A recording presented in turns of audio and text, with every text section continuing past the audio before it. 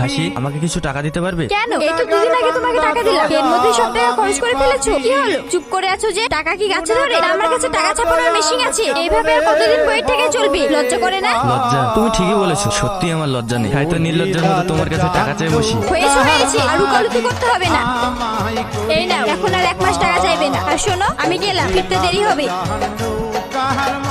আলিফ, এভাবে আর কতদিন শুনবি? তার চেয়ে এক কাজ কর, আমরা না হয় অন্য কোথাও গিয়ে থাকি। কোথায় যাবে? যেখানেই হোক, পথে বেরোলে ঠিক একটা ব্যবস্থা হয়ে যাবে। হ্যাঁ, তোকে যেভাবে রোজগার অপমান করে আমার সহ্য হয়। তুই যার জন্য এত কিছু করলি, সে আজ তোকে একটা চাকরি মিলবে।